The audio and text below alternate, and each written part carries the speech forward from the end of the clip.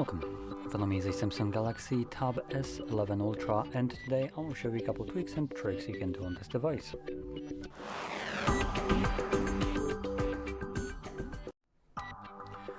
So, let's get started by opening up our settings, and here we're going to begin just by going through the list. Now, there are some interesting options that I recommend checking out. So they might not show up right at the beginning, the interesting, so I'm going to probably start more with the boring ones. So number one, we're going to begin with the sound, and then sound quality and effects. Let's select allow, and here you have the adapt sound option. When you toggle it on, it allows you to choose the age range. Let me just change one thing here. There we go. So it allows you to change the age range, obviously your age, and this will try to accommodate for the typical hearing loss that you develop over your life. And you can use that, that's kind of whatever, but what I actually recommend using instead more is the personalized sound profile. You select start. Now I can't because you do need to have some headphones or earbuds for this, but once you go to the setup of this, it will then create a custom equalizer for you. Now this is primarily designed to combat hearing loss, but it will also combat unintentionally crappy earbuds, for instance, or headphones that can't reproduce specific sounds too well or loud enough to the point that you can hear them. Therefore, they will be boosted, and hopefully from there you can actually hear it. Therefore, all your music or whatever content you're watching will start to sound better. And this has nothing to do with your hearing loss. This has more to do with, for instance, the periphery that you're using, which might not be adequate enough. But with this option, it could be, boosted up into a little bit of a higher kind of quality, giving you a little bit more sound out of it, or specific frequencies. So that's one thing. Now moving on, we can go into the display right here, and we have light and dark mode, which you just see me turn off, but you do have the option to change it based on a schedule, and you have sunset to sunrise or a custom schedule of your choice. This is a pretty nice option if you tend to use your devices sometimes during the night, maybe when you wake up, and you just don't like to get flashbanged by your, for instance, phone or tablet. So this is a fantastic option, because when you wake up at night and you pick it up, it will be in dark mode automatically on its own, which is, I would say, pretty helpful. Now going further down the display list, we also have the Motion Smoothness, and we have two options, the adaptive and standard. I like the fact that Samsung decided to remove a needless option. Before you would have the standard, adaptive, and 120 or 144, something like that, which basically was adaptive with less benefits, I would say, probably the best way to describe it. So they removed that one useless option and only kept it two useful ones. Now adaptive allows you to run the display up to 120 Hz refresh rate, while 60 runs up to 60. Standard runs up to 60. Now we do get a nice little animation right here letting us know how this kind of affects the device, and you can see that the standard just looks a little bit more choppy in the way it's kind of like moving, while this is just more smooth motion. Now this is something that you won't really see on the video when I enable it. The only thing you might see is like when I'm scrolling up and down, this just kind of looks more like a smooth blur.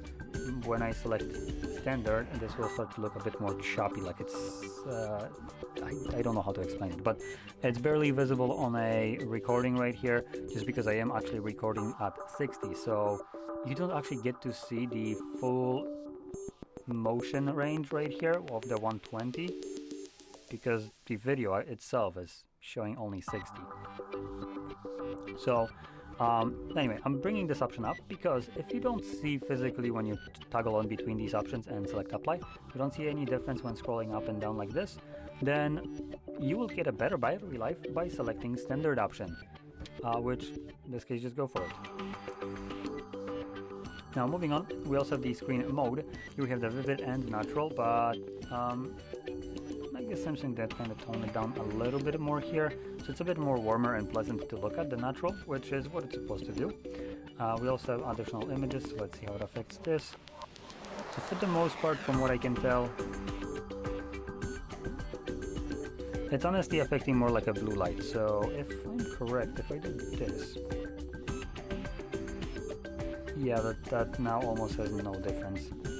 There is a slight difference in the red color specifically, Yep, so you can see the red right here changes and orange. So, so anyway, by default you would be set in the midpoint right here for the most like supposedly natural look. I do personally like the natural tone. It does lower down the red color just a bit. Before, Samsung did have much more overdone colors right on their devices, but it looks like they did tone them down a little bit to a more reasonable place, and they also changed the images displayed right here to ones that aren't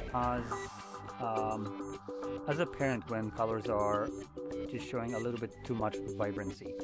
So things like this, this just honestly looks like an AI generated image.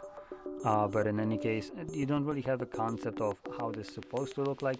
But for instance, in previous examples, Samsung used a fruit basket, and yeah, that fruit basket looked like it's radiating color and light from it, which is not really how fruit's supposed to look like. So at that point, they also had much more overdone colors than they do right now. Now moving on to the next option, we have the Edge panel, which is enabled right now, and you can see it barely right here. There's kind of like edge right here that you can just swipe up on. Come on, there we go. I don't know why I just hit again. Let's try that once more.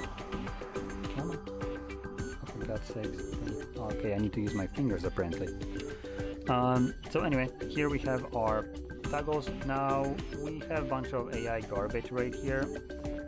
If you're like me and you don't give two hoots about this AI trash, we can get rid of it by clicking on this pencil right here and selecting right here the three dots and just toggling this crap off. And you can see it's now gone.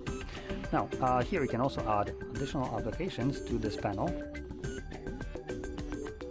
and you can add a lot of applications here. So this can have number one, 2 columns, and number 2, it can be scrollable up and down.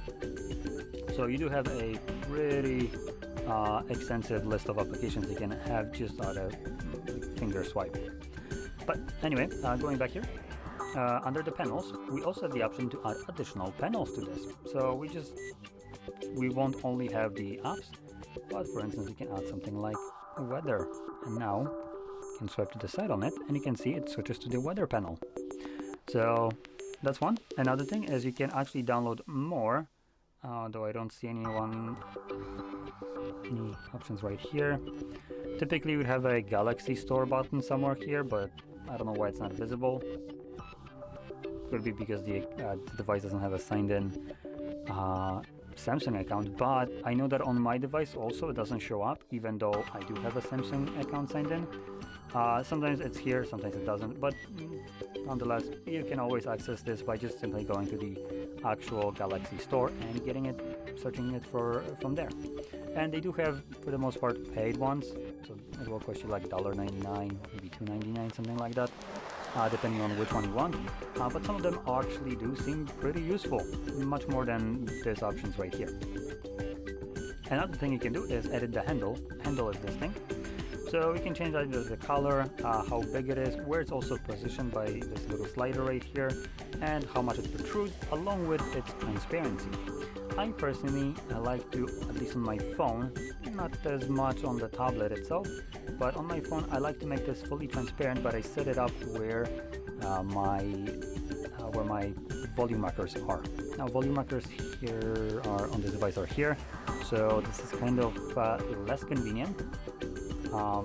Unless you're using this device primarily in portrait mode, but it's a tablet. I doubt many people do that. So what you could do is, for instance, look for this little line right here. This is where your antenna is. You can place it right here at the antenna. Let's make it size. We're gonna make it larger, so it's much bigger, harder to miss basically. And we're gonna make the transparency high. And we can now go back, and this will disappear fully from the view. But because you know where you place it, which is right around this area where you have your antenna, you can always swipe up here and access this panel. And it just gives you a nicer, cleaner look to the device. Now, moving on. We also have the taskbar, which is this bar right here. if you're using gestures, it's a little bit less convenient, so I'm not really going to talk about, but I will say just that you can toggle it on and off right here. And moving further, we have the navigation, so we can go to the swipe gestures, and you can see that it disappears by default, but if you hold your finger, right? No. Oh, there we go. We just do a slow swipe. Pops up with this one, but as you can see, it just shows up for a brief moment. So I personally don't like the actual taskbar at all. Additionally, if you're using a third-party launcher, you might not have access to it altogether. So again, it kind of defeats the purpose of it, but you have access to the Edge panel no matter if you're using a third-party launcher or not. Additionally, you also have the circle to search option. You do have it with buttons now too, something that wasn't previously a thing. So you can either hold your home button, or you can hold the bar right here. So circle to search has a moronic name for how you activate it, because you don't activate it by circling and searching.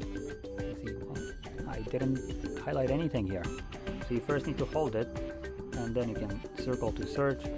But you aren't only limited to that. You can also, for instance, do things like just simply tap on it. If it detects a text, it will allow you to select it, copy it. Let's try that again. Now right here it does a little bit more annoying stuff, because as you can see, there we go, it tries to like automatically search, and it moves the freaking thing from side to side. It's absolutely effing annoying. So yeah, just wow, great, thanks for covering the damn thing. Like, why the shit do you always swap it to the side where I'm trying to see? Okay, so this is pretty absolutely effing annoying, and literally makes this feature almost unusable. Now on the phone, it's a bit more usable, because the damn thing doesn't actually try to show up every time or everywhere where you're trying to select the text and over it, making it absolutely annoying. So you can see right now it's not really doing that. So there we go. So once you get accustomed on how this stupid panel kind of moves around, it will be obviously much more useful, and you're not only limited to just kind of seeing what's on the screen and just circling and searching and copying text, but what you can also do is, for instance, if I open up camera as an example, and I will point it at the keyboard that I have right here, I can then hold it again, it launches it. Now when you do this, it actually just tries to see what's on the screen, so whatever camera I was seeing, this is actually frozen right now. Okay, now just tap on this. We're gonna click on the entire keyboard, shrink it, and you can see it shows me results. So I can now find similar keyboard, specifically similar keycaps, which aren't part of this keyboard, and yeah, you get all the kind of images that are associated with it. Some are on AliExpress, which is where I got the actual keycaps from. So let's see if this is actually correct. Gonna click on it. Yep, so it looks like they are. And now these are a bit different. So I can see right here these are more rounded and have a different hue, but maybe they have ones lower. It's AliExpress, so partially pictures don't always represent what you're gonna see on an offer, and usually you also don't get the correct price on the offer, because you know, AliExpress doing AliExpress things. So, but in any case, it's close enough to what this is. I wouldn't fault it for just mistaking this. It's the same kind of color scheme almost, it just has a different hue. And is one of the pictures closer to what I have? Not really, to be honest, but some other ones are certainly much closer. Like this is literally what I have right here. Like I said, it doesn't really show the exact result, but with a little bit of fiddling, obviously you can find it. And I'm just showing this is a kind of quick example. I haven't even ever done this or prepped this, so you can see it works pretty well with whatever it sees right now. If you want to spend a little bit more time trying to search for something, obviously you're going to get better results. Maybe a different picture would get you better results, but in general, pretty good. Now, anyway, let's go back to our settings and move over to a very fun option, which is the modes and routines. Now, this option will cater more and primarily, I would say, towards people that have some kind of smart home setup of any kind of source, either lights or stuff like that. So I myself use these kind of things, the routines, for two things. Number one, soundbar, and number two, I use it for lights. So I have it set so, for instance, when I'm in a specific location, aka my home, at a specific time, aka when it gets dark, the device will automatically, through the modes and routines, launch my lights in my apartment. So that's one thing. Another one that I like to do is, because I have the Samsung Q990D soundbar, what I experienced a couple of times, not a very fun experience, was when turning it on and starting to play music, it for some reason was max volume. Believe me, Samsung soundbar, max volume, is not one of the best experiences. It's deafeningly loud, which to some people that's a positive thing, but to me, I like my music at a moderate volume, not blowing my eardrums out, and I like to hear past 850. So what I did set up here is that when I connect my phone through Bluetooth, because it's primarily when that problem occurred, the device will automatically, meaning the phone will automatically adjust the volume of the soundbar to 5. And from there I can just go up, but it automatically readjusts it, so anytime I would turn it on and it had some wonkiness where it was again max volume, when turning it on at that max volume, it gets dropped down back to 5, and obviously removes that problem altogether, which solves the max volume problem that sometimes occur. And to set this up, all you need to do is, let's go to routines, and it's like add. Wait, what? Oh, there we go. We have add, and then we're gonna select if. Now there's a little bit of wonkiness generally adding this, because if you want to add smart appliances, you need to have them set up in your smart things app, which is the home kind of control automation, basically smart home application from Samsung. So it works, but you're limited to adding things through there, and if they're not available to you through smart home or smart things, because not every appliance is, you're kind of shit out of luck, to be completely honest. But let's just say I'm gonna set something very simple, to be honest, because there's nothing added right here, no account signed in, so this would obviously be a bit annoying. But let's say that if I connect to Wi-Fi network, so I'm gonna select right here, connect,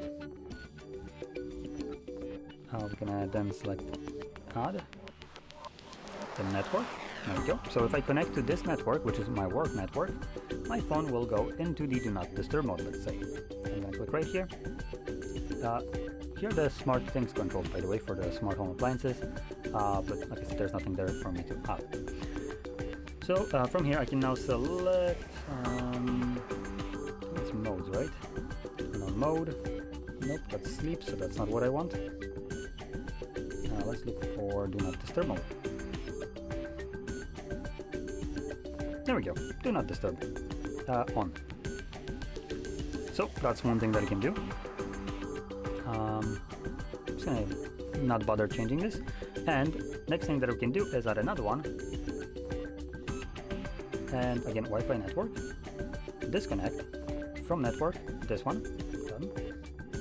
We're gonna do, again, do not disturb, off. So the moment I leave work, my do not disturb mode will automatically turn itself off.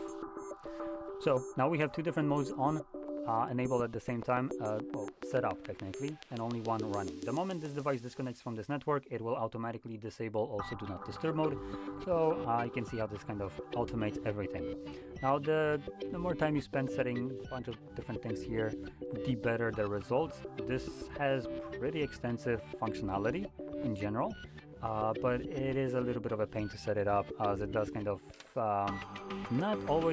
won't always allow you to add things that you might exactly want. So as an example, it doesn't work with Google Home from when I tried to set it up at all.